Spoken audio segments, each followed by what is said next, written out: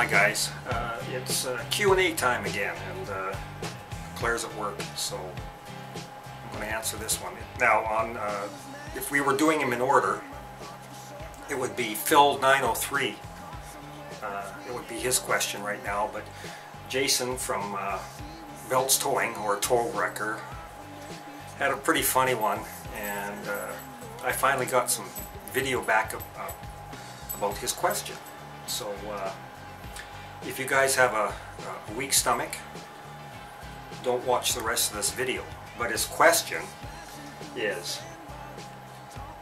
why are you an asshole? And how did you become a lifetime member of the Asshole Club? Laugh my ass off. Gotta hear that one.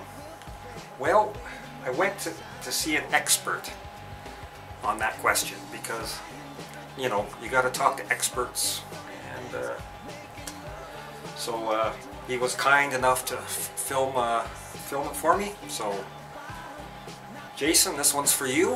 Why am I such an asshole? And check it out.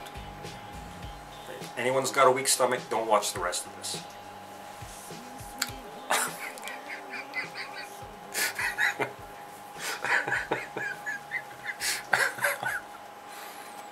Thank you, Dr. Bumfuck. Can you explain to Jason from Beltstowing or Towrecker exactly what you're seeing of my asshole? So what we're looking at initially here is a little divot in the middle of the image, which is actually the opening of the appendix. Be careful, doctor. And the scope is being pushed into the valve, known as the ileocecal valve. And this is the opening into the small intestine.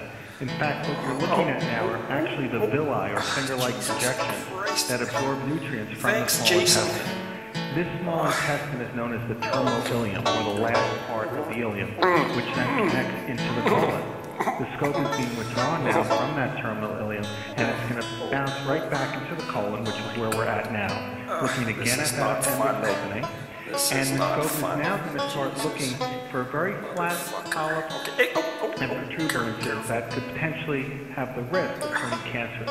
The key here is that the colon is so well prepped that these flat polyps, or pedunculated polyps as they're called, would be seen on this visualization with the colonoscope. We're looking around each fold. You can see the beautiful vascular pattern. That's very healthy and normal.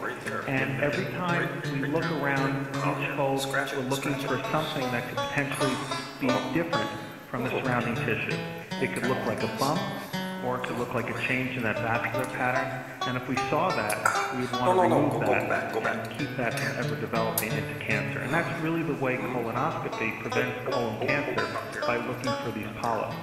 The images are spectacular. This is an image of the liver, where the liver is pushing on the colon. You don't actually see the liver, but you see the impression of the liver, known as the hepatic flexure.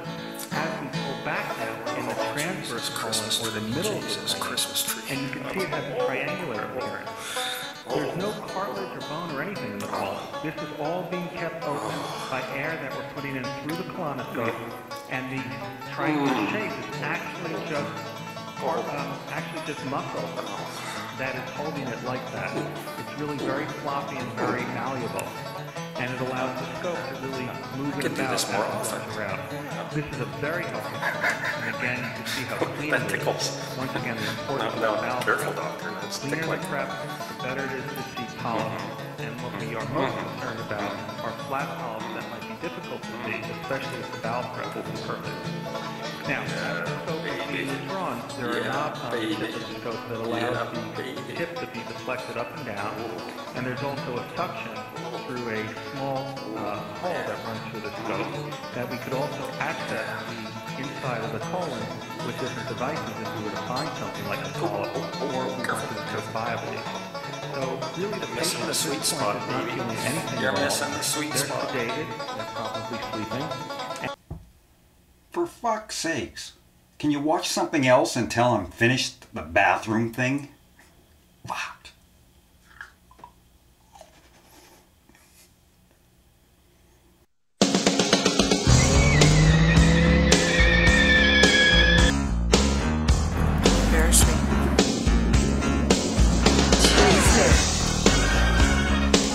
Yeah, we've never done this Talk before. about pressure. Don't zoom in on my boobs or I'm gonna be mad.